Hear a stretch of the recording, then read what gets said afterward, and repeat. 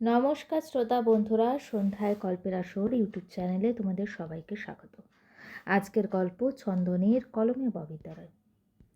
আলপনা আহত দৃষ্টিতে শাশুড়ি মায়ের দিকে তাকালো। সুনিতা দীর্ঘশ্বাস ফেলল, শীতল কণ্ঠে বলল, আজ থেকে আমি আমার নাতি দুটোকে নিয়ে সম্পদের ঘরে থাকব, তুমি থাকবে সঞ্জয়ের ঘরে। আলপনা হতভম্ব হয়ে গেল। অস্ফুট স্বরে বলল, আমি আমার ছেলে দুটোকে ছাড়া থাকতে পারবো না। এটা ভুল কথা বৌমা, মানুষ পারে না এমন কোনো জিনিস নেই। যা হচ্ছে মেনে নাও, মানিয়ে নাও। সময়ের সাথে সব কিছু ঠিক হয়ে যাবে। আর রাত জেগে না ঘুমিয়ে এত কান্নাকাটি করো না, অসুস্থ হয়ে যাবে তো। হ্যালো, কে? আমি মাধবীলতার মা বলছি। তুমি কি সঞ্জয়? হ্যাঁ হ্যাঁ, আমি সঞ্জয় আন্টি। তোমাদের ভিতরে কি ঝগড়া হয়েছে বাবা? সঞ্জয় ভীতু কণ্ঠে বলল, কেন, কি হয়েছে? মানে মাধবীলতা ঠিক আছে তো আন্টি? ঠিক নেই বাবা। আমার হাসি খুশি মেয়েটা একদিনের ব্যবধানে কেমন যেন হয়ে গেছে। সারাক্ষণ বিড়বিড় করে তোমার ছবির সাথে একা একা কথা বলে আর কাঁদে। কিছু জিজ্ঞেস করলেও স্পষ্ট করে কিছু বলে না। কি হয়েছে আমি কিছুই বুঝতে পারছি না। তুমি কি একটু আসবে বাবা? আমি আসছি আন্টি। মাধবীলতার মায়ের নাম মালতী। ভদ্রমহিলা প্রাইমারি স্কুলের শিক্ষিকা। মাধবীলতার বাবা ব্যাংকে চাকরি করে। ওরা দুই বোন এক ভাই। বড়দির নাম রাধিকা। বড়দির বিয়ে হয়ে গেছে, বরের সাথে লন্ডন থাকেন। 2 বছর একটা মেয়ে আছে। তারপর দাদার নাম রঞ্জিত, মেধাবী ছাত্র, বুয়েটে পড়াশোনা করে। সবার ছোট মাধবীলতা। তার এই ছোট মেয়েটা একটু বেশি আদরে। সঞ্জয়ের সাথে মাধবীলতার প্রেম অনেক দিনের। প্রথমে মাধবীলতার মা জানার পর সঞ্জয়ের সাথে আলাদা করে কথা বলেছিল। সঞ্জয় শিক্ষিত ছেলে, পরিবার ভালো, তিনি আর আপত্তি করেননি। তাছাড়া সঞ্জয় বলেছিল খুব শীঘ্রই একটা চাকরি জুটিয়ে ফেলবে, তারপর বিয়ের প্রস্তাব নিয়ে আসবে। যদিও রঞ্জিত জানার পর একটু গাইগুই করেছিল, তবে বোনের যে তার মায়ের আগ্রহের কাছে রঞ্জিতের বারণ খুব একটা টেকে। মৌখিকভাবে বিয়ের কথা হয়ে আছে। তাছাড়া সঞ্জয় ভালো চাকরি পেয়েছে।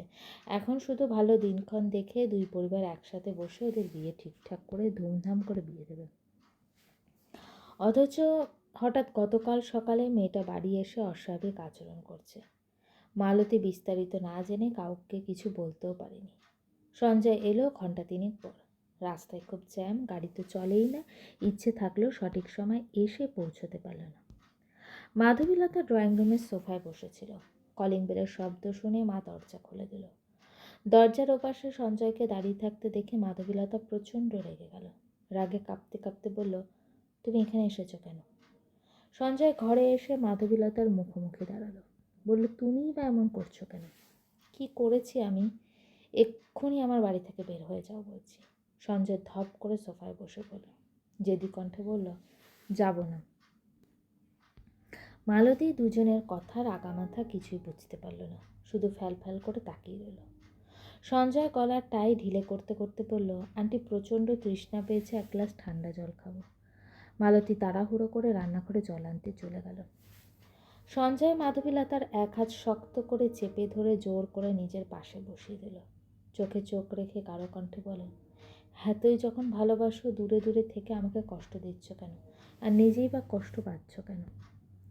মাধবীলতা হাত মোচড়ামুচড়ি করতে করতে কণ্ঠে বিরক্তি ফুটিয়ে বলল, আমার হাত ছাড়ো বলছি। ছাড়বো না। আমার লাগছে। লাগুক, আমারও লাগে, বুকের এইখানটায় খুব লাগে। কেন সব রকম যোগাযোগ বন্ধ করেছো তুমি? তুমি জানো না তোমার সাথে কথা না বলে আমি থাকতে পারি না? মাধবীলতা তাচ্ছিল্য করে বলল, অভিনয়। সঞ্জয় আহত স্বরে বলল, আমার ভালোবাসাকে অভিনয় বলো না মাধু। এই মিথ্যে অপবাদ আমি কিছুতেই সহ্য করব না। তুমি আমার হাত ছাড়ো। বললাম তো ছাড়ব না। মালতী এই ঘরে আসছে। সঞ্জয় আস্তে করে মাধবীলতার হাতটা ছেড়ে দিয়ে মাধবীলতার ফোন টেনে নিল। তারপর ফোনের লক খুলে সব জায়গা থেকে ব্লক করে ফেলল। তোমার জল। সঞ্জয় জলের গ্লাসটা হাতে নিল, এক নিঃশ্বাসে পুরো জলটুকু খেয়ে ফেলল। ট্রেতে বাহারি পদের খাবার দেখে বলল, শুধু শুধু কষ্ট করলেন, আমি আর কিছুই খাবো না আন্টি। মাধবী সঞ্জয়ের মুখোমুখি সামনে সোফায় বসে বলল, আঙ্কেল কোথায়? তোমার আঙ্কেল অফিসে। আপনি আজ স্কুলে যাননি? না। মালতী ইতস্তত করে বলল, তারপর বিয়ের কথা কিছু ভাবলে? সঞ্জয় মাধবীলতার চোখের দিকে তাকিয়ে বলল, আমি তো সবসময় বিয়ে করতে চাই, আপনার মেয়েই তো বিয়ের জন্য রাজি হচ্ছে না। মাধবীলতা রাগী চোখে সঞ্জয়ের দিকে তাকালো। মালতী বলল, তাহলে যে কোনো একদিন তোমার পরিবারকে নিয়ে আসো, আমরা বসে কথা বলি।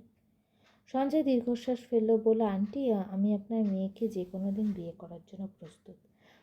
আপনি অনুমতি দিলে এখনই বিয়ে করবো ওকে। তুমি এখন বাড়ি চলে যাও সঞ্জয়, তোমার বন্ডামি আমার আর সহ্য হচ্ছে না। মালতী মেয়েকে মৃদু কণ্ঠে ধমক দিলে, এইভাবে কথা বলছিস কেন ওর সাথে?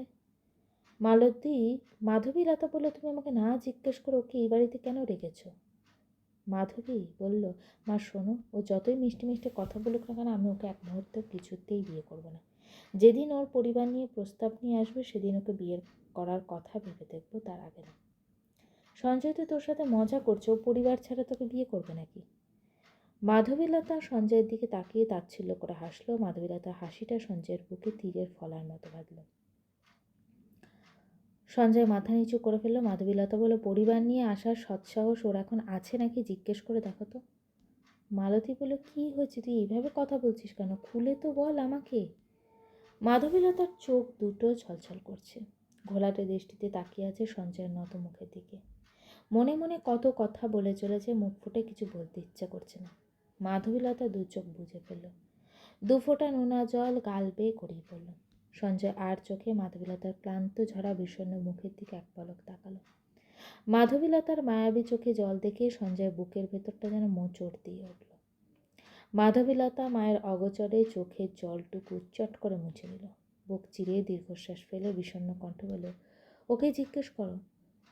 মাধবীলতা ম্যাচিওর মেয়ে, তুচ্ছ কারণে ঝগড়া করে এত হেয়ালি করবে না, তুমি এতটাও ভেঙে পড়বে না। নিশ্চয়ই ওদের ভেতরে খুব বড় কিছু নিয়ে ঝগড়া বা মনোমালিন্য হয়েছে, বেশ বুঝতে পারছে মালতী, কিন্তু আসল কারণটা ধরতে পারছে না। এদিকে ওরাও কিছু স্পষ্ট করে বলছে না। মালতী সঞ্জয়ের মুখের মুখে বসলো, বলে, কী হয়েছে সঞ্জয়, আমাকে সত্যি করে বলো তো। সঞ্জয় মাথা তুলে তাকালো, মুখটা শুকিয়ে একটুখানি হয়ে গেছে। বুকের ভেতর চিনচিনে ব্যথাটা তীব্র হচ্ছে, চোখ দুটো লাল টকটক করছে। এই প্রথম সঞ্জয় বড় সাহস করে মালতীর সামনে মাধবীলতার এক হাত মুঠো করে ধরল, রুদ্ধশ্বাসে বলল, আপনার মেয়েকে এখন এই মুহূর্তে বিয়ে করবো আন্টি, প্লিজ রাজি হয়ে যান। কথাটা বলেই মালতীর সামনে হাঁটু মুড়ে বসল। এখনও মাধবীলতার এক হাত সঞ্জয়ের হাতের মুঠোয় ধরে রাখা। মেয়েরা দাঁড়িয়ে দাঁড়িয়ে অন্যায় মুখ গুজে ব্যাকুল হয়ে কাঁদছে। সঞ্জয় মালতীর পায়ের সামনে মাথা নিচু করে ভেজা কণ্ঠে বলল, আমাকে দয়া করেন আন্টি, ভিক্ষা চাই আপনার মেয়েকে। ভগবানের দিব্যি সারা জীবন ওকে আমি সুখে রাখবো, কোনোদিনও কোনো অভিযোগ করতেই দেবো না। আপনার মেয়ের হাত দুটো ভিক্ষা দেন আমাকে আন্টি। মালতী সঞ্জয়ের কাঁধে হাত রাখল, নরম স্বরে বলল, এভাবে কেন বলছো বাবা? আমার মাধবীকে তোমার হাতে তুলে দিতে তো আমাদের কোনো সমস্যা নেই। তোমার পরিবার নিয়ে এসো, বসে কথা বলি, তারপর তোমাদের চার হাত খুব শীঘ্রই এক করে দেবো। সঞ্জয় দৃঢ়কণ্ঠে বলল, আমি মাধুকে এখনই বিয়ে করতে চাই আন্টি, এক্ষুনি, মানে এক্ষুনি। সঞ্জয়ের কথায় কোনো আগামাথা বুঝতে পারছে না মালতী। হঠাৎ ছেলেটা এমন পাগলামি করছে কেন? কে জানে। মাধবীলতার বুক চিরে গভীর দীর্ঘশ্বাস ফেলে সঞ্জয়ের হাত থেকে জোর করে নিজের হাতখানা ছাড়িয়ে নিল। বলল, বাড়ি যাও। সঞ্জয় আবারও মাধবীলতার এক হাত শক্ত করে চেপে ধরল। জেদি কণ্ঠে বলল, তোমাকে না নিয়ে কোথাও যাব না আমি। তুমি যাবে? বললাম তো যাব না। তুমি যাবে সঞ্জয়। আমাকে জোর করো না মাধু, আমি তোমাকে ছাড়া কোথাও যাব না। তুমি এক্ষুনি যাবে। যাব না, চলে যাও। না, যাব না। মাধবীলতা শব্দ করে কেঁদে দিল এবং অধৈর্য হয়ে বলল, কেন, তোমার এক বৌদি হচ্ছে না, এখন আমাকেও লাগবে নাকি? মালতী চমকে উঠে মাধবীলতার কান্নারত মুখের দিকে তাকালো। হতভম্ব ভাব কাটিয়ে উঠতে অনেকটা সময় লাগলো। অস্ফুট স্বরে বলল, এসব কি বলছিস তুই? মাধবীলতা কাঁদতে কাঁদতে সঞ্জয়ের দিকে আঙুল তাক করে বলে, আমি ঠিকই বলছি মা।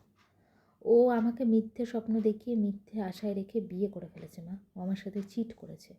দিন শেষে ওর ছলনা জিতে গেল, আর আমার এত বছরের ভালোবাসায় হেরে গেল মা, খুব বাজেভাবে হেরে গেল। ওকে তুমি চলে যেতে বলো, আমার চোখের সামনে থেকে এক্ষুনি তুমি চলে যেতে বলো। আমি ওকে সহ্য করতে পারছি না, আমার নিঃশ্বাস বন্ধ হয়ে আসছে। সময় বোধহয় থমকে গিয়েছিল। মালতী অনেকক্ষণ কিছু বলতে পারল না, শুধু বিস্ফারিত চোখে সঞ্জয়ের মুখের দিকে তাকিয়ে রইল। সঞ্জয় দু হাতেই মুখ ঢেকে দাঁড়িয়ে আছে। কে যেন হয়তো নীরবে কাঁদছে ছেলেটা। কেউ সঞ্জয়ের বুকের ভিতরে জমে থাকা পাহাড় সমান কষ্ট বোঝে না, কেউ না। সবাই শুধু নিজেদের কষ্টের কথাই বলে যায়। বারবার সঞ্জয়ই দোষী হয়, দোষ না করেও দোষী হওয়ার কষ্ট যে কতটা যন্ত্রণাদায়ক, ইস তা যদি কেউ একটুখানি বুঝতো। সঞ্জয়ের আপন মানুষ সঞ্জয়কে বোঝে না, কাছের মানুষও বোঝে না। এমনকি সঞ্জয়ের ভালোবাসার মানুষও সঞ্জয়কে বোঝে না। কেন কেউ সঞ্জয়কে বোঝে না? কেন? মালতীর হাত পা থরথর করে কাঁপছে। কি করবে, কি বলবে কিছুই বুঝতে পারছে না। মাথায় তালগোল পাকিয়ে যাচ্ছে এই মুহূর্তে তার স্বামীকে একটা ফোন করা বিশেষ প্রয়োজন, কিন্তু হাত বাড়িয়ে ফোনটা আনারও শরীরে বিন্দু পরিমাণ শক্তি নেই। সঞ্জয় চুপচাপ বসে নেই, এক নিঃশ্বাসে ওর বিয়ের ঘটনার কথা মালতীকে বিস্তারিত খুলে বলল। মালতী সব শুনে স্তব্ধ হয়ে গেল।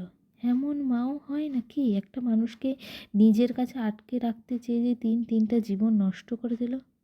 ইস, কেন সে তার ছোট ছেলে মন বুঝল না? একটা অবিবাহিত ছেলে মায়ের জেদের কাছে হেরে গিয়ে নিজের ভালোবাসাকে দূরে ঠেলে 2 বাচ্চার মাকে বিয়ে করছে, এও কি সম্ভব? মালতীর কিছু বলার ভাষা নেই। তবে খারাপ লাগছে, কার জন্য বেশি খারাপ লাগছে তাই তো বুঝতে পারছে না মালতী। সঞ্জয়ের জন্য নাকি মেয়ের জন্য? সঞ্জয়ের মা বোকা মহিলা হতে পারে, কিন্তু মাধবীর বাবা তো আর বোকা না। সঞ্জয় বিয়ে করে ফেলেছে, উনি যদি একবার জানে তো মেয়েকে কেটে নদীতে ভাসিয়ে দেবে। তবু সঞ্জয়ের সাথে জীবনেও বিয়ে দেবে না। এদিকে ছেলে মেয়ের মুখের দিকে যেন আর তাকানো যাচ্ছে না। গল্পটা কেমন লাগলো অবশ্যই কমেন্ট করে জানিও। আর আমার চ্যানেলে গল্পগুলো যদি তোমাদের ভালো লেগে থাকে চ্যানেলটিকে সাবস্ক্রাইব করে পাশে থেকো।